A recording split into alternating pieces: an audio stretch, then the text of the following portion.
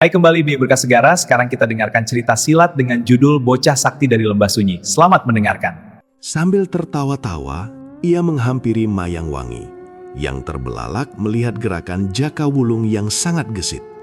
Nah, ini lihat, burung yang Kakang suruh tangkap, kata si bocah meletakkan dua burung gereja itu di telapak tangan kirinya. Burung yang tadinya lincah, terbang dengan gesit, kini jinak. Sayapnya mengepak, tapi tak bisa lepas dari telapak tangan Jaka Wulung, seolah-olah menempel. Pancing? Nah, nih lihat, kata Jaka Wulung, seraya melemparkan dua ekor burung itu ke udara. Seketika dua burung gereja itu dapat bergerak bebas kembali. Mereka terbang gesit seperti semula, bahkan kali ini tampak ketakutan dan segera terbang jauh dari tempat itu. Mayang Wangi tidak merasa heran. Ia mengira bocah itu hanya pandai main sulap dengan dua ekor burung yang tadi ditangkapnya. Namun agar si bocah tidak merasa kecewa, ia berkata sambil mengangkat jempolnya. "Wah, kau benar hebat adik kecil. Nanti ajari aku juga ya." Jaka Wulung hanya tertawa. Namun diam-diam dalam hatinya, ia merasa bangga.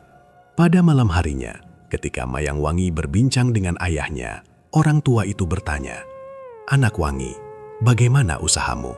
Apa sudah berhasil?" "Ah, bocah itu tidak punya kepandaian apa-apa, hanya omong kosong saja. Katanya punya teman kawanan kerah dan bisa bahasa monyet." "Hihihi," jawab Mayang Wangi. Wirawangsa mengerutkan alisnya mendengar jawaban putrinya. Sebelum ia sempat bertanya lagi, Mayang Wangi sudah melanjutkan. "Tapi ya, lompatannya ke atas pohon dan menangkap burung memang begini," katanya sambil mengacungkan jempol.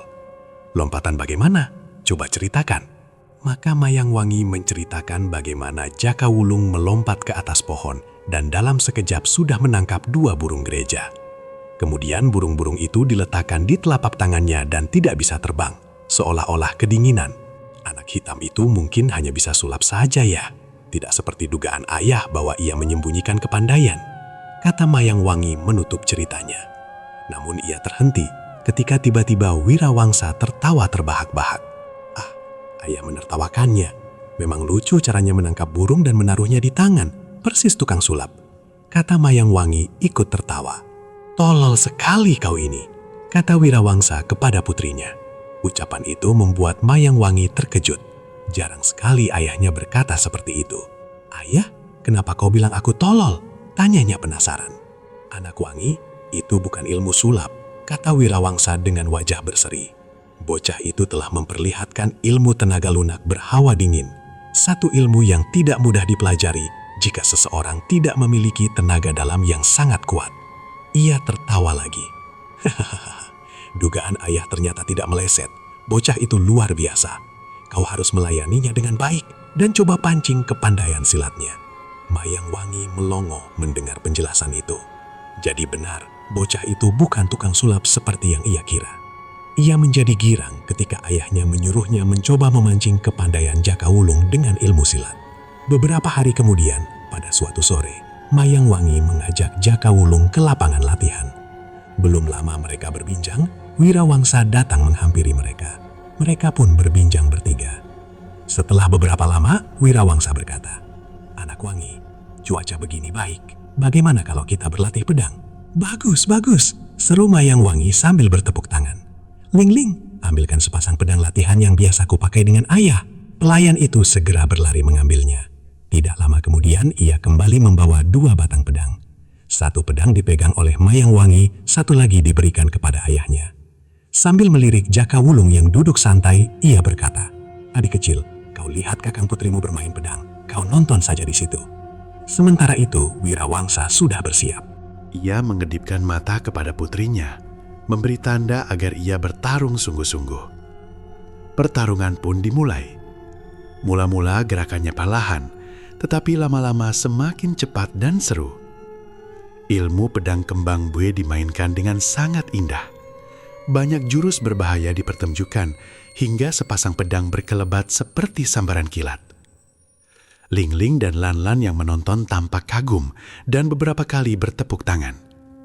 Sebaliknya, Jaka Wulung menonton dengan sikap acuh tak acuh. Hal itu tidak luput dari perhatian Wirawangsa.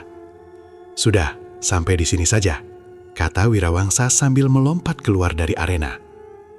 Mayang Wangi juga heran melihat bocah itu seperti tidak tertarik pada pertunjukan pedang mereka. Anak Wulung, tanya Wirawangsa, apa kau tidak tertarik dengan latihan kami tadi? Aku tidak bisa berkelahi seperti kalian, mana aku mengerti? Jawab Jaka Wulung sambil nyinyir. Wirawangsa menggelengkan kepala.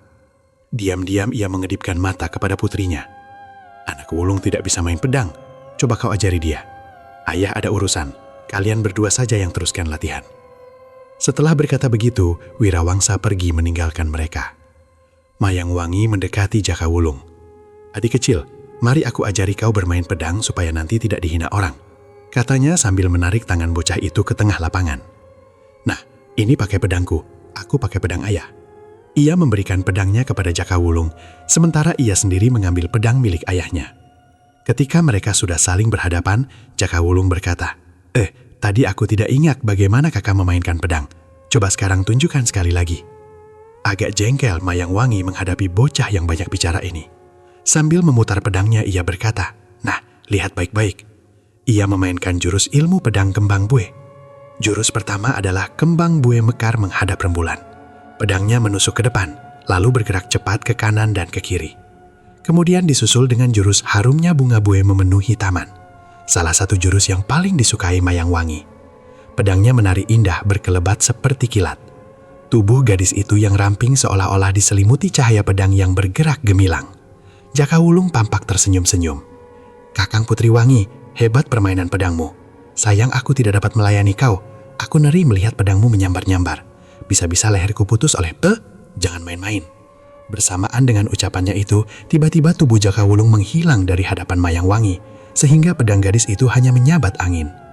Mata Mayang Wangi celingukan mencari bocah itu.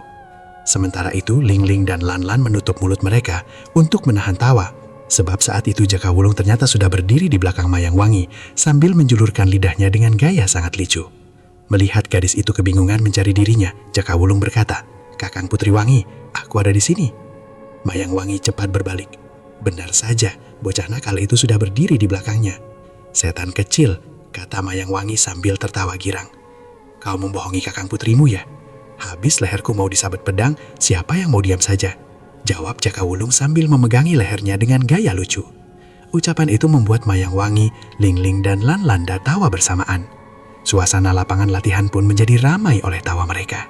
Sebenarnya apa yang terjadi hingga Jaka Wulung terpaksa memperlihatkan kepandaiannya? Saat itu, Mayang Wangi sedang memainkan jurus harumnya bunga bue memenuhi taman. Ketika mendengar bocah itu terus berceloteh, tiba-tiba terlintas dalam benaknya untuk menguji bocah tersebut. Ia berniat menyerang tiba-tiba. Jika Jaka Wulung memang memiliki ilmu silat, tentu ia akan mampu menghindar.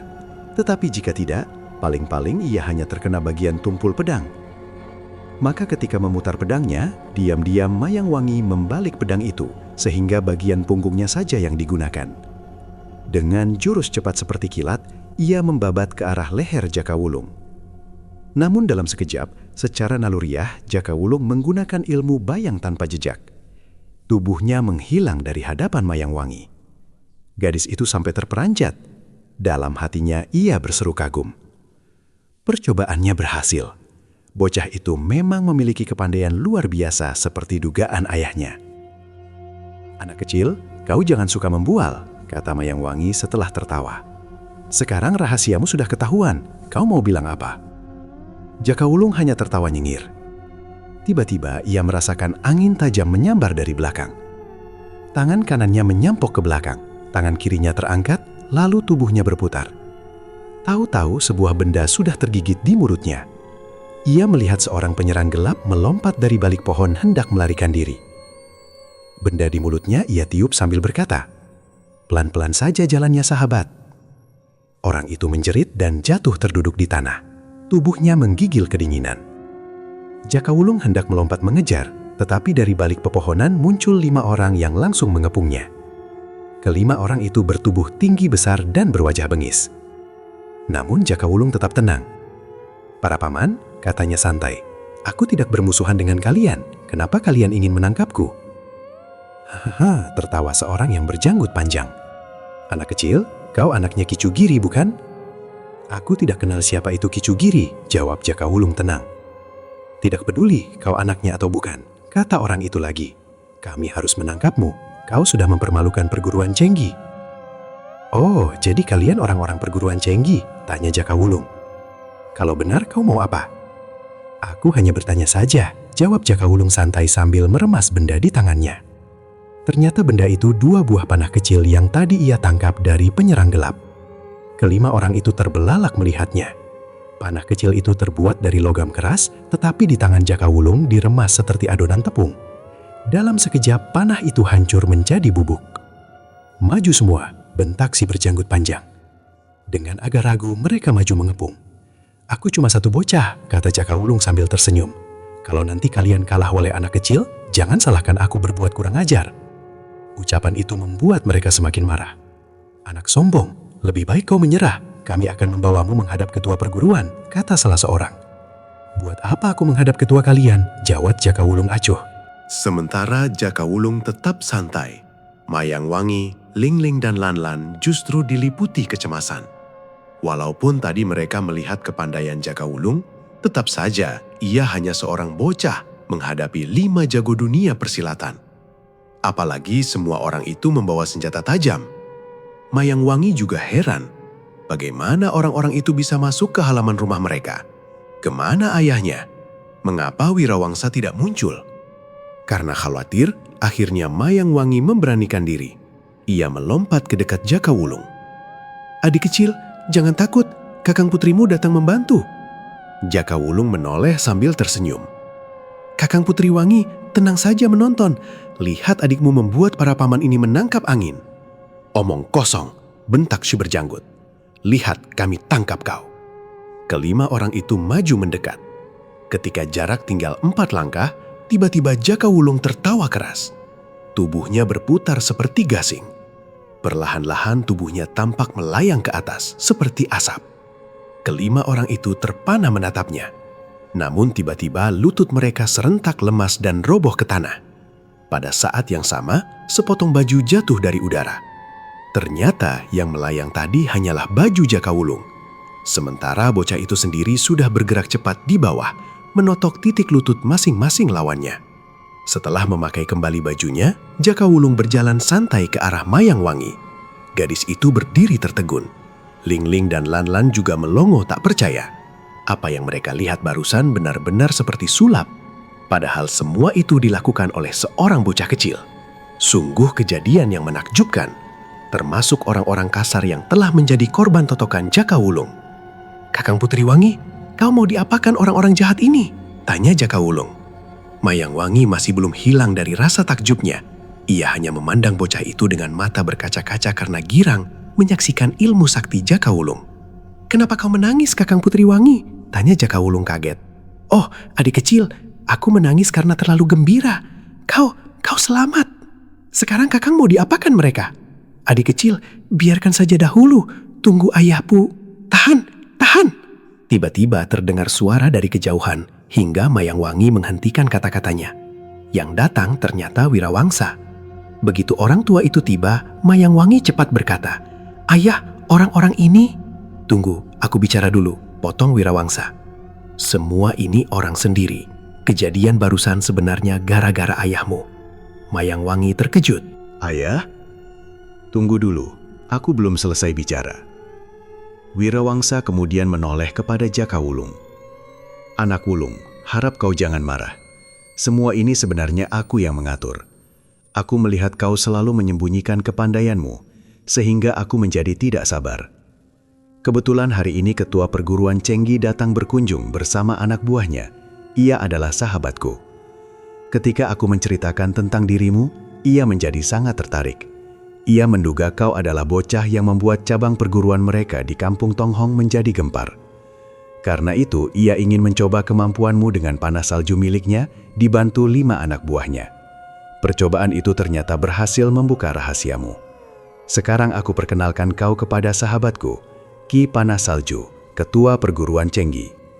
Seorang pria maju ke depan. Ternyata dialah penyerang yang tadi menggunakan panah. Melihat itu Jaka Wulung langsung tertawa terbahak-bahak. Setelah puas tertawa, Ki Panas Salju berkata, "Pendekar cilik, harap kau jangan marah. Tadi semua hanya sekadar percobaan. Kami tidak berniat benar-benar mencelakaimu." Jakawulung tertawa sambil menggaruk kepala. "Kalau cuma main-main sih tidak apa-apa, Paman. Tapi kalau aku tidak punya sedikit kepandaian, tadi aku sudah tertembus 3 panahmu." Semua orang tertawa. Mayangwangi, Lingling, dan Lanlan juga ikut tertawa lega. 5 orang yang masih duduk di tanah kemudian dibebaskan dari totokan oleh Jakawulung. Mereka segera bangkit dan memberi hormat kepada bocah itu. "Harap maafkan kami atas kelakuan tadi," kata mereka. Namun Jakawulung cepat berkata sambil tertawa, "Para paman tidak bersalah. Justru aku yang harus minta maaf karena membuat kalian duduk di tanah sebentar." Walaupun kata-kata itu bernada gurauan, wajah mereka tetap memerah karena merasa sedikit malu. Dari yang tadinya musuh, sekarang mereka menjadi sahabat. Semua orang kemudian masuk ke dalam rumah untuk berbincang lebih jauh. Kini Jakawulung tidak bisa lagi menyembunyikan kepandaiannya. Rahasia itu sudah terbongkar. Padahal sebenarnya ia ingin menyembunyikan kemampuan itu agar tidak menimbulkan banyak urusan. Ia hanya ingin mencari Ratnalian, kakang putrinya yang hilang. Namun tak disangka ia bertamu Wirawangsa, seorang tua bermata tajam yang segera mengetahui keanehan dirinya. Sementara itu Ki Panas Salju sebenarnya datang ke rumah Wirawangsa untuk memberitahukan bahwa mereka belum menemukan jejak si kerudung merah. Ia juga ingin membicarakan rencana menghadapi 3 Algojo Sukawan. Namun ketika mendengar ada bocah sakti berada di rumah sahabatnya itu, ia menjadi sangat tertarik. Apalagi sebelumnya ia pernah mendengar dari seorang tokoh perguruan bahwa bocah itu dijuluki bocah sakti hitam. Setelah mencoba kemampuannya sendiri, barulah ia benar-benar percaya. 3 panah yang ia lepaskan dengan kekuatan penuh malah ditangkap oleh Jakawulung dengan tangan dan bahkan dengan mulut. Itu adalah kemampuan luar biasa yang belum pernah ia lihat. Lebih mengejutkan lagi, 5 jago pilihannya bisa dikalahkan dengan begitu mudah. Karena itu ia benar-benar kagum pada bocah tersebut. Dalam pembicaraan berikutnya, Wirawangsa menjelaskan kesulitannya kepada Jakawulung. Ia akan diserang oleh 3 Algojo Sukawan, sementara si kerudung merah yang diharapkan datang membantu tidak pernah muncul. Kalau mendengar namanya saja, kata Jakawulung, 3 Algojo itu memang terdengar menyeramkan. Entah bagaimana kepandaiannya, tapi selama aku masih di sini, aku akan mencoba menghadapi mereka. Paman tidak perlu terlalu khawatir. Wirawangsa saling pandang dengan Ki Panas Salju. "Memangnya kau akan pergi dari sini, pendekar cilik?" tanya Ki Panas Salju. "Jangan panggil pendekar cilik segala," jawab Jakawulung sambil tertawa. "Panggil saja aku anak Wulung. Aku paling suka dipanggil begitu. Itu juga panggilan dari Tabib Liok." "Baik-baik," kata Ki Panas Salju. "Tapi kalau boleh tahu, siapa Tabib Liok itu?" Jakawulung tiba-tiba tampak murung. "Tabib Liok orang yang sangat baik. Sebaiknya kita jangan membicarakannya sekarang. Nanti aku bisa menangis karena ingat beliau." Wirawangsa dan Ki Panas Salju saling pandang melihat perubahan wajah bocah itu. Saat itu Jakawulung tiba-tiba berdiri. "Anak Wulung, kau mau kemana?" tanya Ki Panas Salju. Bocah itu menoleh sambil tertawa nyengir. "Aku mau mencari Kakang Putri Wangi." Rupanya ia tidak betah duduk lama-lama berbincang dengan para orang tua. Wirawangsa memberi isyarat kepada sahabatnya agar tidak menahan bocah itu. "Biarkan dia pergi," kata Wirawangsa. "Sejak berada di sini, ia sangat akrab dengan putriku. Aku yakin Mayangwangi bisa menahannya tetap tinggal." Ki Panas Salju menganggukkan kepalanya. Wataknya memang aneh, tetapi jelas ia memiliki kepandaian luar biasa. "Bahkan aku dan 5 kepala cabang pilihanku dapat digulingkannya," kata ketua perguruan Cenggi itu sambil melirik anak buahnya. Kelima kepala cabang tertawa kecil, tetapi di dalam hati mereka sebenarnya merasa malu. Ki Panas Salju lalu mengalihkan pembicaraan pada soal 3 Algojo Sukawan. "Bagaimana sekarang pendapat kakak?" tanya Ki Panas Salju. Wirawangsa balik bertanya, "Bagaimana menurutmu tentang bocah itu?" "Anak itu berkepandaian tinggi," jawab Ki Panas Salju. Namun aku masih meragukan pengalamannya menghadapi jago-jago kelas berat seperti 3 Algojo Sukawan. Lalu bagaimana baiknya? Tanya Wirawangsa. Ketiga Algojo itu sangat ganas, kata Ki Panas Salju. Kalau kakak salah mengambil keputusan dengan mengandalkan bocah itu, akibatnya bisa mengerikan. Seluruh keluarga kakak bisa dibasmi oleh mereka. Inilah yang sedang kupikirkan. Wirawangsa tertawa kecil, namun tawa itu mengandung kecemasan. Ia memahami kekhawatiran sahabatnya. Sebenarnya ia sendiri juga ragu, apakah Jaka Wulung sanggup menghadapi 3 Algojo dari Sukawan. Tetapi keadaan sudah memaksa. Pendekar kerudung merah yang diharapkan datang membantu tidak kunjung muncul. Kini harapan mereka hanya tertumpu pada bocah itu. Jika nanti Jaka Wulung tidak mampu menahan mereka, maka tidak ada yang dapat dilakukan lagi. Itu berarti nasib keluarga Wirawangsa akan hancur di tangan ketiga Algojo tersebut. Yang membuatnya semakin gelisah adalah kemungkinan Jaka Wulung ikut menjadi korban. Bagaimana nanti ia harus menjelaskan kepada orang tua bocah itu? Memikirkan hal itu membuat hati Wirawangsa semakin berat. Beberapa saat, ruangan itu menjadi sunyi. Tiba-tiba, salah seorang kepala cabang dari perguruan Cenggi berkata, "Ketua, bukankah kita akan kedatangan 2 pertapa Gunung Kiana? Orang itu adalah Ki Gunataya." "Ah," seru Ki Panas Salju tiba-tiba. "Kau benar Ki Gunataya, aku sampai lupa." Ia segera menoleh kepada Wirawangsa. "Dalam 2 hari ini, perguruan Cenggi akan kedatangan 2 pertapa Gunung Kiana. Aku akan mencoba meminta bantuan mereka. Jika mereka bersedia membantu, kita tidak perlu terlalu khawatir terhadap kedatangan 3 Algojo Sukawan." 2 pertapa Gunung Kiana, gumam Wirawangsa. "Bukankah kakak juga pernah mendengar tentang mereka? Ki Cakrakiye dan Ki Cakraliang. Kepandaian 2 orang tua dari Gunung Kiana itu sulit diukur." Wirawangsa mengangguk. "Aku memang pernah mendengar nama mereka," katanya. "Tetapi sepak terjang mereka di dunia persilatan sangat aneh. Orang tidak tahu apakah mereka termasuk golongan putih atau golongan hitam." Ki Panas Salju berkata, "Mereka memiliki hubungan baik dengan guruku. Jika aku yang meminta bantuan, mungkin mereka bersedia." Wirawangsa mengangguk. "Kalau itu untuk urusanmu sendiri, tentu mereka tidak akan menolak. Tetapi ini urusanku, aku bahkan tidak mengenal mereka." Ki Panas Salju tertawa keras. "Kakak ini menganggap aku orang lain atau bagaimana? Urusan kakak juga urusanku." Mendengar itu, Wirawangsa merasa sangat terharu. Meskipun mereka tidak pernah bersumpah menjadi saudara angkat, persahabatan mereka sangat erat. "Kalau begitu, aku serahkan semuanya kepadamu," kata Wirawangsa, sambil berdiri dan memberi hormat. "Aku mengucapkan banyak terima kasih atas bantuanmu." Ki Panas Salju segera berdiri dengan gugup. "Jangan begitu, kakak." Akhirnya perundingan itu menghasilkan keputusan. Mereka akan meminta bantuan 2 pertapa Gunung Kiana. Kedua orang tua itu bernama Ki Cakrakiye dan Ki Cakralian. Sepak terjang mereka di dunia persilatan sangat terkenal. Kadang mereka menolong orang lemah dengan murah hati, namun kadang pula mereka bertindak kejam tanpa ampun. Karena itu banyak orang tidak tahu apakah mereka termasuk golongan baik atau golongan jahat. Mereka memiliki hubungan baik dengan guru Ki Panas Salju, yaitu Ki Huikin, seorang tokoh terkenal yang dijuluki si pukulan penembus tulang. Ketika Ki Huikin mengetahui bahwa 2 sahabatnya itu akan melewati kota Gakwana, ia berpesan agar mereka mampir ke pusat perguruan Cenggi. Di sana muridnya, Ki Panas Salju menjadi ketua perguruan. Ki Cakrakiye dan Ki Cakraliang menerima undangan itu. Karena itu Ki Huikin telah lebih dahulu mengirim kabar kepada muridnya tentang kedatangan mereka. Benar saja, 2 hari setelah kejadian sebelumnya, kedua tokoh tua itu tiba di kota Gakwana. Kedatangan mereka disambut dengan sangat hormat oleh Ki Panas Salju dan seluruh anak buahnya.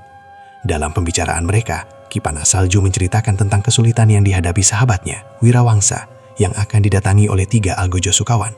Ia meminta bantuan kedua pertapa itu untuk menjadi penengah, agar persoalan dapat diselesaikan tanpa pertumpahan darah.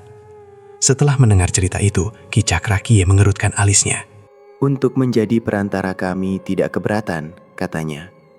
"Namun persoalannya adalah, apakah 3 Algojo Sukawan mau mendengarkan atau tidak?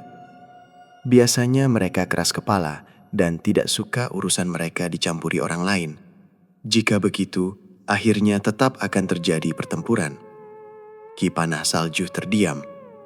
Ia kemudian menceritakan tentang kejadian sebelumnya, yaitu ketika 3 algojo sukawan dibermalukan oleh seorang pendekar misterius yang dikenal sebagai si kerudung merah. Mereka sebenarnya sedang mencari pendekar itu. Namun karena tidak dapat menemukannya, mereka justru menargetkan Wirawangsa sebagai pelampiasan dendam. Kali ini Ki Cakraliang yang berbicara. "Aku juga pernah mendengar tentang pendekar kerudung merah itu," katanya. "Konon ia selalu menolong orang dan berbuat kebaikan, sehingga banyak orang memujanya. Kami sendiri belum pernah bertemu dengannya. Jika suatu hari bertemu, kami juga ingin mencoba kepandaiannya yang katanya sangat hebat." Ia, Ki Panasoju, dan 5 kepala cabangnya pernah dipermalukan oleh bocah itu dengan cara yang sangat mengagumkan. Diam-diam, Ki Cakrakiye dan Ki Cakraliang terkejut mendengar cerita ketua perguruan Cenggi tersebut. "Ah, masa ada kejadian seperti itu?" tanya Ki Cakraliang, tampak tidak percaya. "Memang, kalau tidak melihat dengan mata kepala sendiri, orang tentu tidak akan percaya," jawab Ki Panasalju. "Nanti guru tua berdua akan melihat sendiri kepandaiannya yang luar biasa." Awalnya, 2 pertapa Gunung Kiana hendak menolak secara halus permintaan bantuan Ki Panasalju. Namun setelah mendengar adanya seorang bocah sakti berkulit gelap yang memiliki ilmu luar biasa, mereka berubah pikiran. Mereka ingin melihat sendiri kepandaian bocah tersebut. Pada malam harinya, diantar oleh Ki Panasalju, kedua pertapa itu berkunjung ke rumah Wirawangsa. Kedatangan mereka disambut dengan penuh hormat sehingga kedua orang tua itu merasa senang. Selain mereka bertiga, Ki Panasalju juga membawa 5 kepala cabangnya. Ia berpikir jika diperlukan mereka dapat membantu dengan tenaga. Meskipun bulan masih muda, malam itu adalah malam bulan keempat tanggal 7. Cahaya bulan tampak cukup terang. Sudah menjadi kebiasaan Wirawangsa, jika ada tamu terhormat datang berkunjung, ia suka membawa mereka berjalan-jalan ke taman bunganya. Taman itu luas dan dipenuhi bunga-bunga yang baru mekar, dikelilingi pohon-pohon besar yang terawat dengan baik. Kali ini pun para tamu dibawa ke tempat tersebut. Di sana mereka menikmati hidangan lezat sekaligus menghirup harum bunga yang memenuhi udara malam. Para tamu tampak sangat senang. Mereka memuji Wirawangsa yang mampu menciptakan taman begitu indah. Namun ketika berbincang-bincang, mata Ki Cakrakiye dan Ki Cakraliang tampak terus melirik ke sekeliling. Wirawangsa merasa heran melihat sikap mereka, tetapi Ki Panasalju sudah dapat menebak maksud kedua pertapa itu. Ia lalu berkata, "Kakak, kedua guru tua ini ingin berkenalan dengan anak ulung. Di mana dia sekarang?" "Oh begitu," jawab Wirawangsa sambil tersenyum. Kini ia mengerti mengapa kedua orang tua itu sejak tadi tampak gelisah. "Nanti aku suruh orang memanggilnya." Ia segera memerintahkan seorang pelayan untuk memanggil Jakawulung. Tidak lama kemudian pelayan itu kembali. Namun, ia datang sendirian. "Tuan, anak itu tidak ada di tempatnya. Coba cari lagi, mungkin ia bersama nona muda," kata Wirawangsa. Pelayan itu menggeleng. "Saya sudah menanyakan kepada nona muda, katanya anak kecil itu sejak siang tadi keluar dan belum kembali." Wirawangsa menjadi heran. Biasanya Jakawulung jarang sekali pergi jauh dari sisi Mayangwangi. Ia lalu menoleh kepada kedua pertapa. Harap guru tua berdua memaafkan, bocah itu ternyata tidak ada di rumah. "Tidak apa-apa," kata Ki Cakrakiye. "Tujuan kami datang memang ingin berkenalan dengannya, tetapi jika ia tidak ada, berarti kami belum berjodoh bertemu. Kedua, sambung Ki Cakraliang, kami juga ingin membantu mendamaikan urusanmu dengan 3 algojo sukawan. Kami berharap semuanya bisa selesai dengan baik dan..." Ucapan Ki Cakraliang terhenti. Seorang pelayan berlari tergesa-gesa ke arah mereka. Ia menyerahkan sebuah pisau kecil yang tertancap pada secari kertas. Tanpa berkata apa-apa, Wirawangsa segera membaca surat itu di bawah cahaya bulan. Tiba-tiba wajahnya berubah pucat. "Saudaraku, ada apa?" tanya Ki Panasalju. Namun Wirawangsa tidak menjawab. Ia hanya menyerahkan kertas itu kepada sahabatnya. Begitu membaca isi surat itu, Ki Panasalju berseru keras, "3 algojo sukawan datang." Semua orang yang hadir terkejut, termasuk 2 pertapa Gunung Kiana. "Guru tua, silahkan baca," kata Ki Panasalju sambil menyerahkan surat itu kepada Ki Cakrakiye. Isi surat itu singkat. "Wirawangsa, walaupun kau memanggil 2 tua bangka dari Gunung Kiana untuk membantu, rumahmu tetap akan kami hancurkan dan kami bakar. Tidak satupun anggota keluargamu akan kami biarkan hidup. 3 Algojo Sukawan. Ki Cakrakiye tertawa. Kami sebenarnya tidak bermusuhan dengan kalian, tetapi jika kalian menganggap kami musuh, apa boleh buat? Ia lalu menoleh kepada Wirawangsa. Saudaraku, mereka sudah menyebut nama kami. Biarlah kami berdiri di belakangmu. Jangan takut. Tiba-tiba terdengar tawa keras dari balik rumpun alang-alang. Hahaha. Semua orang segera menoleh ke arah suara itu. Dari balik rumput tinggi muncul seorang lelaki besar berjanggut lebat. Wilawangsa segera mengenalinya. Dialah Ki Iblis Berewok, saudara ketiga dari 3 Algojo Sukawan. Orang itu berkata sambil tertawa sinis. Tua bangka, walaupun kalian berdiri di belakangnya, semuanya tetap percuma. Lebih baik kalian enyah dari sini dan biarkan kami membinasakan keluarga Wirawangsa. Ki Cakrakiye dan Ki Cakraliang bangkit bersamaan. Kami dari Gunung Kiana belum pernah lari karena ancaman, kata Ki Cakrakiye. Malah semakin diancam, kami semakin berani. Tiba-tiba ucapannya terhenti. Sebuah pisau lempar melesat ke arah tenggorokannya. Dengan tenang, Ki Cakrakiye mengangkat tangannya. Pisau itu langsung terjepit di antara 2 jarinya. Senjata rongsokan seperti ini tidak pantas disebut senjata para jago dunia persilatan, katanya sambil melemparkannya ke tanah. Melihat senjata rahasianya dihina, Ki Iblis Berewok menjadi sangat marah. Para tamu segera mundur. Para pelayan rumah tangga yang penakut bahkan sudah berlari ketakutan. Kalau begitu rasakan yang ini, teriak Ki Iblis Berewok. Tangannya bergerak cepat. Beberapa pisau lempar meluncur sekaligus ke arah Ki Cakrakiye dengan kecepatan dahsyat. Namun Ki Cakrakiye tidak gentar sedikit pun. Dengan gerakan mengelak yang ringan dan kibasan lengan bajunya yang lebar, semua pisau lempar milik Ki Iblis Berewok berhasil dijatuhkan. Tidak heran jika Ki Iblis Berewok menjadi semakin jengkel. Dengan gerakan menghantak tanah, ia melompat maju mendekati Ki Cakrakiye. Begitu berhadapan, si Brewok langsung memaki sambil melancarkan pukulan bertubi-tubi. Kedua kepalanya bergerak cepat saling susul menyerang tokoh tertua dari 2 pertapa Gunung Kiana itu. Pertempuran sengit pun terjadi. Keduanya saling menghantam dengan pukulan dahsyat. Benturan tenaga mereka membuat udara berdesing keras. Keduanya tampak seimbang. Melihat itu, Wirawangsa merasa sangat tidak enak hati. Belum lama datang, tamu-tamunya sudah harus bertarung melawan musuh yang sangat ganas. Bagaimana jika Ki Cakrakiye sampai celaka? Ia juga teringat kepada Jaka Wulung. Kemana bocah itu pergi?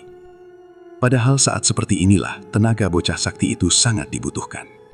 Pikiran Wirawangsa menjadi kacau. Sementara itu pertempuran semakin sengit. Tanpa disadari oleh orang-orang yang sedang menonton dengan tegang, 2 orang lagi telah muncul di sekitar taman. Mereka adalah Ki Raja Akhirat Puiteng dan Ki Cakar Setan Teng Chong. Kedua saudara dari 3 Algojo Sukawan itu berdiri sambil menyaksikan pertarungan saudara mereka dengan tenang. Seolah-olah mereka sudah yakin bahwa Ki Cakrakiye bukan tandingan saudara mereka, yang kini telah jauh lebih kuat setelah digembleng oleh guru mereka. Ki Iblis Berewok bertempur seperti banteng mengamuk. Setiap pukulannya mengeluarkan suara menggeram di udara. Sedikit demi sedikit Ki Cakrakiye mulai terdesak. Melihat keadaan tidak baik, Ki Cakraliang segera melompat maju untuk membantu kakaknya. Namun tiba-tiba Ki Raja Akhirat Puiteng menghadang di depannya. "Jangan terburu-buru sahabat," katanya dingin.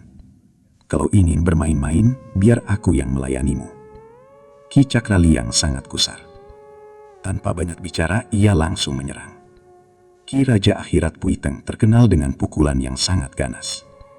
Setelah digembleng oleh gurunya, tenaga dalamnya menjadi jauh lebih kuat. Ia menggunakan tenaga cakar iblis, sebuah ilmu yang sangat berbahaya. Setiap jurusnya berupa jambretan dan cengkeraman mematikan. Tidak lama kemudian, Ki Cakraliang mulai kewalahan menghadapi serangan-serangan ganas tersebut. Melihat kedua penolongnya mulai terdesak, hati Wirawangsa menjadi gelisah. Celaka, pikirnya. Tanpa ragu, ia pun melompat masuk ke dalam arena pertempuran untuk membantu Ki Cakraliang. Namun langkahnya langsung dicegat oleh Ki Cakar Setan Teng Chong. Akhirnya mereka berdua pun bertarung. Wirawangsa segera mengerahkan pukulan bunga wijaya, ilmu pukulan yang halus namun sangat tepat sasaran. Gerakannya tampak lembut seperti bunga tertiup angin, tetapi setiap pukulan memiliki tenaga yang kuat. Beberapa bulan terakhir, ia memang berlatih keras bersama putrinya. Karena itu, gerakannya sekarang jauh lebih lincah dan cepat. Sayangnya, lawannya bukan orang biasa. Ki Cakar Setan Teng Chong memang sejak dahulu lebih kuat dibanding dua saudaranya. Ia adalah murid kesayangan Ki Garuda Kepala Besi, seorang tokoh sakti yang menciptakan ilmu pukulan bernama ilmu sepasang cakar iblis sakti. Menghadapi tenaga cakar iblis milik Teng Chong yang sangat lihai, Wirawangsa perlahan mulai terdesak. Melihat keadaan itu, Ki Panah Salju yang sejak tadi menonton menjadi sangat khawatir. Ia segera memberi isyarat kepada 5 kepala cabangnya. Tidak perlu menunggu lama, kelima orang itu langsung melompat masuk membantu. Kini, taman bunga itu berubah menjadi medan pertempuran yang sangat ramai. 3 orang dari 3 algojo sukawan menghadapi 8 lawan sekaligus. Namun mereka sama sekali tidak gentar. Bahkan tampak semakin bernafsu bertarung. Tubuh mereka bergerak lincah berkelebatan. Banyak serangan lawan yang meleset mengenai sasaran. Tak lama kemudian terdengar jeritan kesakitan. Beberapa tubuh roboh ke tanah. Mereka adalah 5 kepala cabang perguruan Cenggi bersama Ki Panah Salju sendiri. Semuanya tergeletak sambil merintih kesakitan. Yang masih mampu bertahan hanya 2 pertapa Gunung Kiana dan Wirawangsa. Namun keadaan mereka juga tidak lebih baik. Ki Cakrakie tiba-tiba terpental setelah terkena tendangan keras dari Ki Iblis Brewok. Ki Cakraliang pun tertangkap pundaknya oleh cengkerawan Ki Raja Akhirat Puiteng. Kini yang masih bertahan hanya Wirawangsa. Itu pun bukan karena ia lebih kuat. Sebenarnya Ki Cakar Setan Teng Chong sengaja tidak langsung membunuhnya. Ia ingin membuat Wirawangsa kehabisan tenaga terlebih dahulu. Dengan gerakan gesit, ia terus memaksa Wirawangsa bergerak ke sana kemari hingga tenaganya terkuras habis. Dalam keadaan hampir roboh, tiba-tiba Wirawangsa mendengar teriakan dari kejauhan. Itu suara putrinya. Mayang Wangi baru saja mendapat kabar dari seorang pelayan bahwa ayahnya sedang bertarung di Taman Bunga. Tanpa menunggu lama, ia meraih pedangnya dan berlari keluar. Ketika tiba di taman, ia melihat ayahnya sudah hampir roboh karena kekelahan. Hatinya langsung dipenuhi amarah. "Orang jahat, jangan berani melukai ayahku," teriaknya. Dengan beberapa lompatan cepat, ia sudah sampai di tengah taman. Melihat serangan pedang yang datang tiba-tiba, Ki Cakar Setan Teng Chong segera melompat mundur. Pada saat yang sama, Wirawangsa jatuh terduduk karena kekelahan. "Jangan melukai ayahku," kata Mayang Wangi dengan gagah. "Jika kalian berani mengganggu lagi, pedangku tidak akan mengenal ampun." Ia berdiri di depan ayahnya yang terengah-engah kelelahan. Di sekeliling taman, para tamu yang tadi membantu Wirawangsa sudah tergeletak terluka. Melihat itu, hati Mayang Wangi terasa sangat pedih. Ia menyesal terlambat datang. "Saudaraku, biarkan gadis itu untukku," kata Ki Iblis Berewok dengan tawa kegirangan. "Setelah kita membasmi keluarga Wirawangsa, gadis ini akan kubawa." Mayang Wangi langsung mengenali si Berewok yang pernah bersikap kurang ajar kepadanya. Matanya melotot penuh kemarahan. "Apa yang kau tertawakan, orang buruk rupa?" bentaknya. "Jangan marah begitu," kata Ki Iblis Berewok sambil tertawa. "Bagaimanapun juga, nanti aku akan menjadi suamimu." Wih, Mayang Wangi meludahi ke arah wajahnya. Namun Ki Iblis Berewok sempat mengelak. Bukannya marah, ia malah tertawa semakin keras. Dengan langkah santai, ia mendekati gadis itu. Tangannya diulurkan hendak mencolek pipi Mayang Wangi. Namun pedang sang gadis menyambar cepat seperti kilat. Ki Iblis Berewok buru-buru menarik tangannya. Jika terlambat sedikit saja, tangannya pasti sudah terputus dan jatuh ke tanah. "Nona manis, jangan galak begitu. Nanti kucium kau di depan orang banyak," ancam Ki Macan Hitam dengan ucapan kotor. "Tutup mulut busukmu," bentak Mayang Wangi. Bersamaan dengan itu, pedangnya bergerak menyerang si setan berewok. Di dalam hatinya, ia berpikir, selama ini ia sudah berlatih keras bersama ayahnya. Masa ia tidak mampu menebas orang menjijikkan seperti ini? Ia tidak tahu bahwa Ki Macan Hitam juga telah memperoleh kemajuan besar setelah digembleng oleh gurunya. Serangan Mayang Wangi sebenarnya sangat indah dan berbahaya. Namun bagi Ki Macan Hitam, serangan itu tidak jauh berbeda dengan saat mereka bertemu dahulu. Ia hanya berkelit ke sana kemari dengan santai. Diam-diam Mayang Wangi merasa kesal pada dirinya sendiri. Mengapa ia begitu bodoh hingga tidak mampu menjatuhkan orang ini? Sebaliknya, Ki Macan Hitam merasakan perubahan besar pada ilmu pedang gadis itu. Dalam hati ia bersyukur pada gurunya. Jika tidak mendapat tambahan ilmu, bisa-bisa lehernya sekarang sudah putus oleh pedang yang menari begitu cepat. Mayang Wangi lalu menggunakan jurus kesayangannya. Harum mayang memenuhi taman. Gerakan pedangnya berputar-putar seperti bunga yang mekar di taman. Sabetannya menyambar ke kiri, ke kanan, ke atas, ke bawah dengan sangat cepat. Dengan jurus itu ia berusaha mendesak lawannya. Namun tetap saja tidak berhasil. Ki Macan Hitam sekarang jauh lebih gesit daripada dahulu. Bahkan ketika mulai sedikit kewalahan, ia menggunakan lengan bajunya untuk menangkis pedang. Seringkali sabetan pedang Mayang Wangi terpental dan meleset dari sasaran. Melihat itu, Ki Cakar Setan dan Ki Raja Akhirat tertawa terbahak-bahak. Mereka menikmati bagaimana adik bungsu mereka mempermainkan si gadis yang kini sudah bermandikan keringat. Sebaliknya, dua pertapa Gunung Kiana menonton dengan hati gelisah. Ki Panas Salju bersama 5 anak buahnya dari perguruan Cenggi merintih kesakitan menahan luka. Sementara Wirawangsa antara sadar dan tidak masih mengikuti jalannya pertarungan putrinya melawan si bungsu dari 3 Algojo Sukawan. Tiba-tiba Mayang Wangi menusukkan pedangnya dengan penuh tenaga. Inilah kesempatan yang ditunggu-tunggu oleh Ki Macan Hitam. Dengan tipu setan beku mengejar api, ia menjepit pedang itu menggunakan lengan bajunya yang diperkuat tenaga dalam. Sekali sentak, pedang itu terlepas dari tangan Mayang Wangi. Bahkan gadis itu hampir terhuyung jatuh menubruk tubuh si Birewok. Untung ia cepat menancapkan kakinya dengan ilmu langkah 1000 batu sehingga tubuhnya tidak sampai roboh. Mayang Wangi berdiri terpaku. Segala harapannya seakan runtuh. Tadinya ia begitu percaya diri dengan ilmu pedangnya. Ia ingin melindungi semua orang yang kini terbaring di taman. Namun kenyataannya, meskipun pedangnya semakin hebat setelah mendapat petunjuk dari si kerudung merah, tetap saja ia tidak mampu mengalahkan si Birewok. Ia lupa satu hal. Tenaga dalamnya kalah jauh. Seorang ahli pedang tidak akan menjadi pendekar besar jika ilmu pedangnya tidak disertai tenaga dalam yang kuat. Ilmu pedang Mayang Wangi sebenarnya sangat baik. Ia bahkan mampu membuat Ki Macan Hitam berkeringat. Namun tanpa tenaga dalam yang seimbang, pedangnya tidak cukup kuat untuk menembus pertahanan lawan. Dalam keputusasaan, Mayang Wangi berjongkok di samping ayahnya.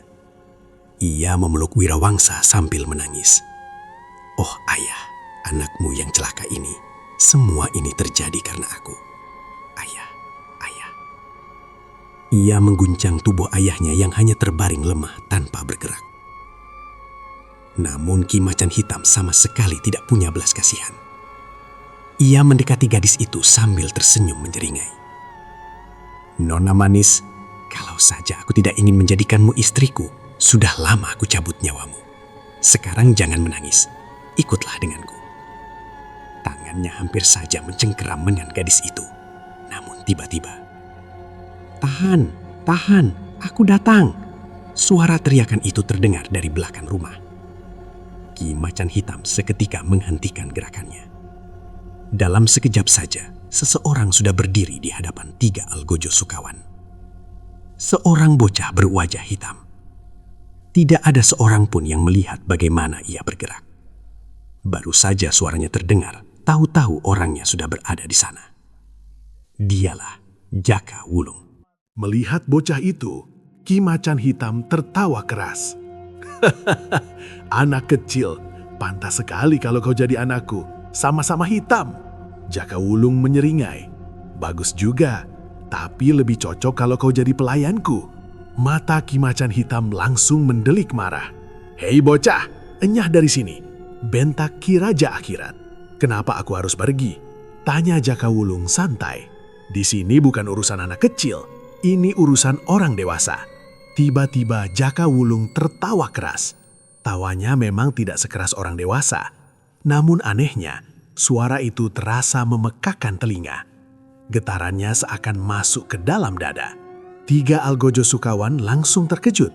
Mereka merasakan dada mereka bergetar oleh gelombang suara itu. Dengan hati-hati Ki Cakar Setan bertanya, "Adik kecil, apa maksudmu datang kemari?" Namun Jaka Wulung tidak menjawab. Matanya menyapu sekeliling taman. Banyak orang tergeletak merintih kesakitan. Lalu ia melihat Mayang Wangi yang menangis sambil memeluk Wirawangsa. "Kakang Mayang, kenapa kau menangis?" tanyanya. "Adik, kau terlambat datang." Ayah sudah." Mayang Wangi tidak mampu melanjutkan kata-katanya. Ia hanya menangis terseduh-seduh sambil mengguncang tubuh ayahnya. "Anak bau, kau hanya bikin ribut," bentak Ki Macan Hitam. Tangannya yang besar seperti batang talas melayang hendak menampar kepala Jaka Wulung. Namun tubuh si berewok tiba-tiba berputar sendiri. Ia memukul angin kosong. Jaka Wulung sudah tidak ada di depannya. Ia lenyap begitu saja. Melihat keanehan itu, Ki Cakar Setan sebenarnya hendak mencegah saudaranya. Namun terlambat.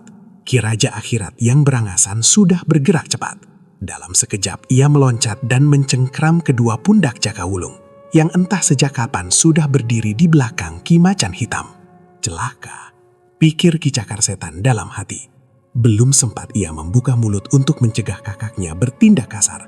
Tiba-tiba terdengar 3 bunyi keras. Plak, plak, plak. Tubuh Ki Raja Akhirat mendadak berputar seperti gasing. Kedua tangannya memegangi pipinya yang baru saja digampar oleh Jaka Wulung. Kesakitannya bukan main. Beberapa giginya rontok, bahkan kepalanya terasa pening karena tubuhnya berputar hebat. Entah bagaimana cara bocah itu memukulnya. Sementara itu Mayang Wangi yang masih terisak-isak, diam-diam memperhatikan adik kecilnya. Melihat Jaka Wulung dalam sekejap saja membuat 2 jagoan buas itu jadi kacau. Hatinya langsung girang. Ia bahkan tertawa kecil ketika melihat Ki Raja Akhirat berputar seperti gasing sambil memegangi pipinya. Melihat keadaan genting, Ki Cakar Setan tidak bisa tinggal diam. Ia segera melompat hendak membeku Jaka Wulung dari belakang. Adegan itu membuat Mayang Wangi menjerit ngeri. Namun yang terjadi justru sebaliknya. Bukan Jaka Wulung yang tertangkap. Sebaliknya Ki Cakar Setan yang tersungkur keras ke tanah, mukanya menghantam tanah. Mayang Wangi terbelalak. Ia hampir tidak percaya pada penglihatannya. Baru saja ia melihat Jaka Wulung di depan Ki Cakar Setan, tetapi tiba-tiba bocah itu seperti menghilang bagai asap. Gerakannya cepat seperti kilat, seolah seluruh tubuhnya memiliki mata sehingga tidak mungkin disergap dari belakang. Sementara itu Ki Raja Akhirat akhirnya roboh setelah berhenti berputar. Kepalanya terasa sangat pusing, mulutnya penuh darah. Ketika ia meludah, beberapa giginya ikut terlempar keluar bersama darah. Melihat itu Ki Macan Hitam naik pitam. Ia segera menghunus goloknya yang berkilau. "Bocah sialan, rasakan golokku!" bentaknya. Golok itu langsung menyambar, bacokan dari atas ke bawah, lalu dari kiri ke kanan, disusul tusukan ke arah dada. Serangannya datang bertubi-tubi dengan kecepatan luar biasa. Ia sedang menggunakan salah satu jurus ampuh dari ilmunya yang bernama Setan Beku Jungkir Balik. Namun Ki Macan Hitam segera merasa menyesal. Setiap tebasan dan tusukan goloknya seperti hanya memotong bayangan. Jaka Wulung bergerak terlalu cepat, Meskipun hanya menggunakan tangan kosong, bocah itu dapat menghindari semua serangan. Mata Ki Macan Hitam sampai terasa berkunang-kunang. Di matanya Jaka Wulung seakan berubah menjadi 5 bayangan yang menari-nari di sekelilingnya. Terpaksa ia membacok ke segala arah tanpa arah yang jelas. Untuk mempermainkan lawannya, Jaka Wulung menggunakan gerakan bidadari menari di awan. Dengan tenaga sakti tanpa bayangan yang dimilikinya, tubuh bocah itu bergerak ringan, indah, dan cepat seperti kilat. Tubuhnya tampak menari-nari disertai 5 bayangan. Akibatnya Ki Macan Hitam menjadi semakin bingung. Melihat itu Mayang Wangi berhenti menangis. Ia terpukau oleh kepandaian Jaka Wulung. Begitu mudah bocah itu mempermainkan raksasa kasar seperti Ki Macan Hitam. Dalam hatinya ia berkata, "Aku sendiri tak mampu membalas penghinakan orang itu. Biarlah adik Wulung yang menghukumnya." Namun tiba-tiba ia menjerit, "Adik Wulung, awas!" Pada saat yang sama, Jaka Wulung langsung menjungkir balik. Ujung sepatunya menotok jalan darah di pergelangan tangan Ki Macan Hitam. Golok itu langsung terlempar. Tubuh si brewok pun terjatuh keras. Tubuh Jaka Wulung lalu berputar di udara beberapa kali. Ketika ia berhenti bergerak, semua orang terkejut. Di mulutnya tergigit sebuah pisau. Di kedua tangannya juga masing-masing memegang pisau. Dari mana bocah itu mendapat 3 pisau sekaligus? Ternyata, sebelumnya Mayang Wangi melihat sesuatu yang berbahaya. Ki Cakar Setan diam-diam melepaskan jarum pencabut nyawa.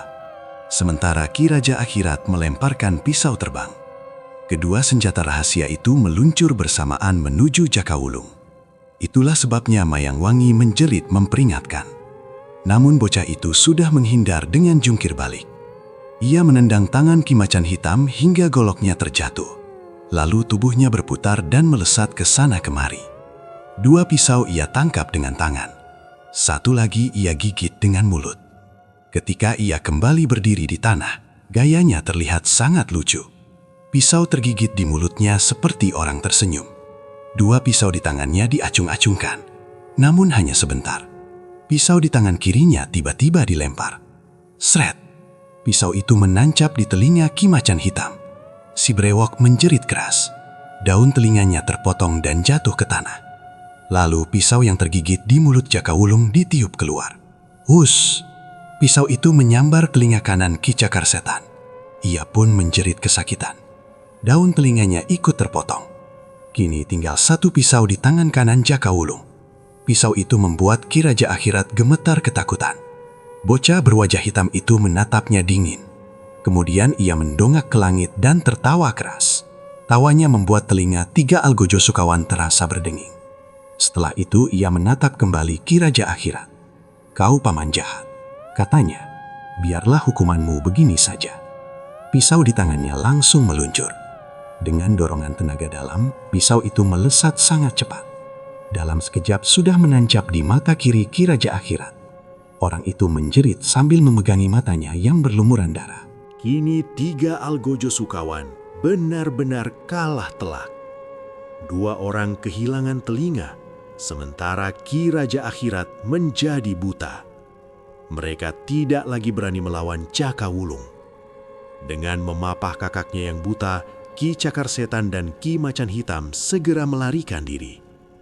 Anehnya, Jaka Wulung tidak mengejar mereka. Bocah itu justru berjalan menghampiri Mayang Wangi. "Adik Wulung," kata Mayang Wangi sambil mendelik marah. "Kau datang terlambat, kemana saja kau pergi?" Jaka Wulung hanya tertawa nyengir. Ia tidak meladeni omelan kakang Mayang Wangi. Sebaliknya, ia langsung berjongkok memeriksa keadaan Wirawangsa. "Karena kau datang terlambat, ayah sudah," kata Mayang Wangi sambil kembali menangis terseduh-seduh, menggoyang-goyangkan tubuh ayahnya. Ia rupanya ngeri mengucapkan kata mati. Kalimatnya selalu terhenti sebelum kata itu keluar. Lalu ia kembali menangis seperti anak kecil. "Kenapa kakang menangisi ayah begitu sedih?" tanya Jaka Wulung setelah selesai memeriksa tubuh orang tua itu. Sambil menyeka air mata dengan lengan bajunya, Mayang Wangi menjawab dengan suara bergetar. "Kau bisa berkata begitu, tapi bagaimana aku tidak menangis? Ayah sudah pergi. Oh ayah tega meninggalkan Mayang Wangi." Ia kembali menangis keras. bahkan sampai terisak-isak. Melihat itu, Jaka Wulung justru tertawa terbahak-bahak. Begitulah wataknya. Jika menghadapi sesuatu yang membutuhkan tenaga besar, ia sering tertawa keras terlebih dahulu. Namun bagi orang lain, perbuatannya tampak sangat keterlaluan. Seorang gadis sedang menangisi ayahnya yang dianggap telah meninggal. Tiba-tiba bocah itu malah tertawa keras. Mayang Wangi menjadi sangat jengkel. Amarahnya meluap. Tiba-tiba ia menerjang Jaka Wulung yang sedang jongkok di dekatnya. Ia ingin mencekik bocah itu sampai mati. Dalam kemarahannya, ia bahkan tidak sadar tubuhnya bersentuhan dengan bocah itu. Dengan gemas ia mencoba menggigit Jaka Wulung, sementara kedua tangannya berusaha mencengkeram wajah bocah itu. Namun kedua tangan Mayang Wangi dengan mudah ditangkap oleh Jaka Wulung. Gadis itu lalu menggunakan mulutnya untuk menggigit pipi bocah berwajah hitam tersebut. Anehnya, Jaka Wulung hanya diam saja. Ia membiarkan pipinya digigit. Dari luar tampak seperti mereka sedang bercanda. Namun sebenarnya Mayang Wangi benar-benar marah. Orang-orang yang melihat kejadian itu diam-diam mencela Jaka Wulung. Mereka menganggap bocah itu keterlaluan. Bagaimana mungkin ia menertawakan seorang gadis yang sedang berduka? Jika saja mereka tidak sedang terluka, mungkin mereka sudah ikut menghajar bocah itu. Namun, Mayang Wangi merasakan sesuatu yang aneh. Ketika menggigit pipi Jaka Wulung, rasanya bukan seperti menggigit daging, melainkan seperti menggigit kapas yang sangat lunak. Bahkan dalam posisi itu, ia merasa seperti sedang menciumi bocah tersebut. Saat ia menyadari hal itu, tiba-tiba ia merasa tubuhnya sudah berada dalam pelukan Jaka Wulung. Ia berontak, namun sia-sia. Pelukan bocah itu terasa seperti besi seberat 1000 kati, sulit sekali dilepaskan. Wajah Mayang Wangi langsung memerah karena malu. Saat ia hendak memaki, ia tiba-tiba mendengar bisikan Jaka Wulung di dekat telinganya. "Kakang Mayang, jangan marah, jangan menangis. Ayah tidak apa-apa." Mata Mayang Wangi langsung membelalak. "Apa kau belum mau melepaskan encimu?" tegurnya ketika melihat Jaka Wulung masih memeluknya. Sambil tertawa kecil, Jaka Wulung segera melepaskan pelukannya. Bagi bocah itu, perbuatannya hanya sekedar bercanda. Ia menganggap Mayang Wangi seperti temannya sendiri. Namun bagi Mayang Wangi yang sudah dewasa, perlakuan itu terasa sangat memalukan karena terjadi di depan banyak orang. Saat ia hendak memarahinya lagi, Jaka Wulung sudah lebih dulu berkata, "Kakang Mayang, ayah hanya kehabisan tenaga, ia tidak mati." "Hah? Benarkah?" kata Mayang Wangi terkejut. Harapan tiba-tiba muncul di hatinya. "Kau lihat saja, aku akan menolongnya," kata Jaka Wulung. Bocah itu segera bekerja. Ia mengangkat tubuh Wirawangsa agar dapat duduk. "Kakang Mayang, bantu aku, pegangi tubuh ayah supaya ia bisa duduk tegak." Mayang Wangi segera membantu. Ia memegangi tubuh ayahnya yang lemas agar tidak jatuh. Kemudian Jaka Wulung menempelkan tangan kirinya di punggung Wirawangsa, sementara tangan kanannya di dada. Tenaga dalamnya segera mengalir, seperti aliran panas yang menyusup ke seluruh tubuh. Tenaga itu membuka otot-otot yang kaku dan melancarkan kembali aliran darah yang tersumbat. Tidak lama kemudian, tubuh Wirawangsa mulai bergerak. Ia menarik napas panjang, lalu membuka matanya. Melihat itu, Mayang Wangi hampir berteriak kegirangan dan ingin memeluk ayahnya. Namun ketika melihat Jaka Wulung menggelengkan kepala, ia menahan diri. Ia tetap membantu sampai ayahnya benar-benar pulih. Tak lama kemudian, Wirawangsa benar-benar sadar. Ia melihat Jaka Wulung dan Mayang Wangi di dekatnya. Sang gadis memegangi tubuhnya, sementara tangan Jaka Wulung menempel di dadanya. Wirawangsa segera mengerti.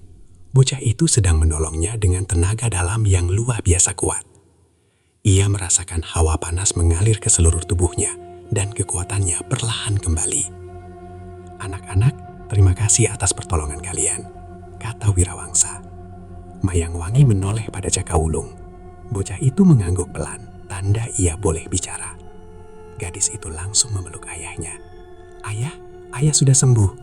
Untung adik-adik Wulung, Kalau tidak, entahlah bagaimana nasib kita. Ia menunjuk Jaka Wulung yang saat itu sudah menghentikan penyaluran tenaganya. Anak ulung, terima kasih. Kau anak yang baik.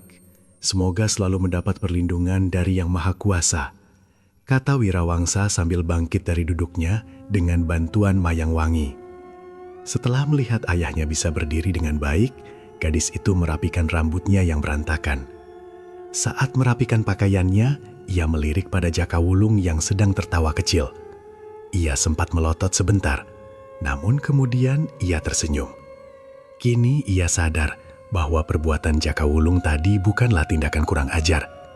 Itu hanya kenakalan seorang bocah yang menganggapnya sebagai teman bermain. Bahkan jika tadi benar-benar dianggap keterlaluan, pertolongan bocah itu kepada ayahnya jauh lebih berharga dari segalanya. Wirawangsa lalu melihat keadaan di sekelilingnya. Dua pertapa Gunung Kiana serta ketua perguruan Cenggi dan para anak buahnya terbaring terluka. Mereka menjadi korban keganasan 3 Algojo Sukawan karena berusaha membantunya. Hati Wirawangsa menjadi sangat terharu. Anak Wulung, coba periksa luka para pamanmu itu. Barangkali kau bisa menolong mereka. Si bocah menurut.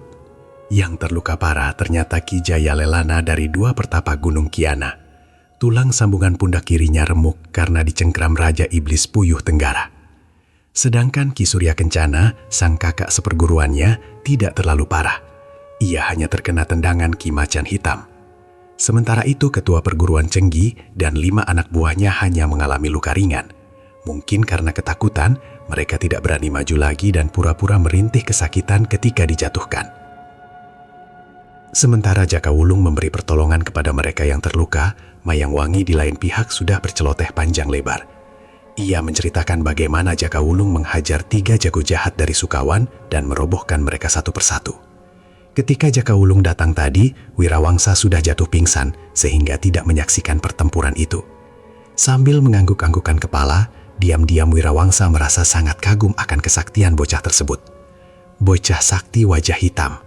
Terdengar ia menggumam setelah mendengar cerita Mayang Wangi. Ucapan itu keluar tanpa terasa dari bibirnya, sama seperti yang pernah diucapkan Ki Harya, ketua perguruan Cenggi beberapa waktu yang lalu. Julukan bagi Jaka Wulung memang sudah mulai terkenal. Sejak membuat kocar-kacir 3 Algojo Sukawan, julukan bocah sakti wajah hitam menjadi populer di kalangan dunia persilatan. Nama itu dengan cepat menyebar kemana-mana. Sambil mengelus janggutnya, Wirawangsa menarik napas panjang setelah Mayang Wangi selesai bercerita. Wajahnya tampak sangat berduka hingga Mayang Wangi terkejut. "Ayah, kenapa?" tanya gadis itu cemas. "Aku menyesal Jaka Wulung datang terlambat. Jika tidak, tentu para pamanmu tidak akan mengalami malapetaka seperti sekarang ini," jawab Wirawangsa lesu. "Aku juga tidak tahu kemana bocah nakal itu pergi. Nanti akan kutanyakan padanya," kata Mayang Wangi sambil berjalan menghampiri Jaka Wulung yang sedang sibuk menolong orang-orang yang terluka. Sebenarnya Jaka Wulung tidak bisa disalahkan. Ia tidak tahu bahwa malam itu 3 Algojo Sukawan akan datang. Sebelumnya ia memang meminta izin kepada Mayang Wangi untuk keluar sebentar karena ada urusan sendiri. Bocah itu masih penasaran pada orang yang telah mencuri bungkusan kecil miliknya. Uang di dalamnya tidak terlalu ia pikirkan. Yang ia sayangi justru obat-obatan yang berada di dalam bungkusan tersebut. Sejak siang, ia berkeliling tanpa tujuan. Ia berharap bisa menemukan orang yang mencuri barangnya.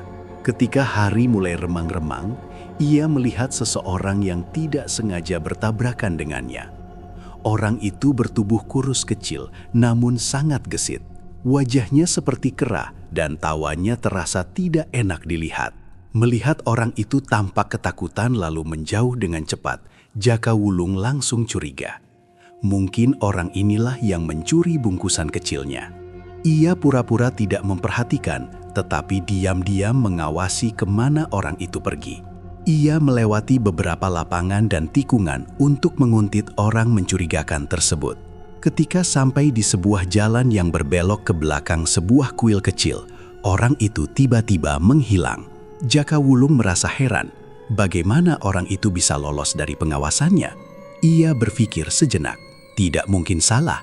Orang itu pasti masuk ke dalam kuil tersebut. Dengan keberanian khasnya, Jaka Wulung langsung masuk ke dalam kuil itu tanpa memikirkan kemungkinan jebakan. Di dalam kuil ia disambut oleh seorang pendeta kuil muda, kira-kira berusia 18 tahun. "Saudara kecil, ada urusan apa kau datang kemari?" tanya pendeta itu. "Aku hendak sembahyang, Guru," jawab Jaka Wulung singkat. Namun matanya terus memperhatikan keadaan di sekelilingnya. Ia berharap bisa melihat orang yang sedang ia cari. Walaupun mengatakan ingin sembahyang, Jaka Wulung tidak menuju tempat pemujaan. Ia malah berjalan ke sana kemari sambil melongok ke berbagai sudut. "Saudara kecil, kau mencari apa?" tanya pendeta itu sambil tersenyum. "Aku mencari seseorang. Apakah Guru melihat orang kurus kecil masuk ke sini tadi?" tanya Jaka Wulung. "Bukankah kau tadi bilang hendak sembahyang?" "Nanti sembahyang setelah aku menemukan orang itu," jawab Jaka Wulung sambil nyengir. "Saudara kecil, tempat ini tidak boleh dipakai main-main," kata pendeta itu. "Aku bicara sungguh-sungguh, mengapa kau bilang aku main-main? Tadi bilang mau sembahyang, sekarang mencari orang. Bukankah itu main-main? Keluarkan saja orang itu, nanti aku sembahyang." Pendeta itu mulai kesal, matanya mendelik.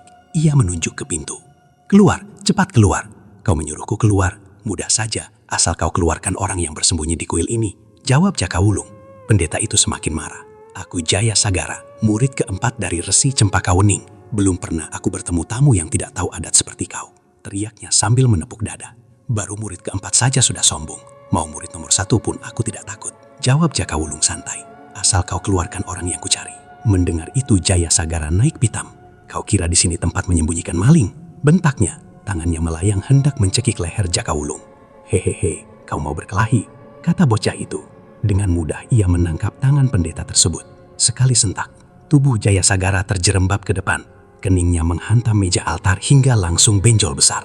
"Rampok! Rampok!" teriaknya sambil memegangi keningnya yang sakit. Jaka Wulung tetap berdiri santai.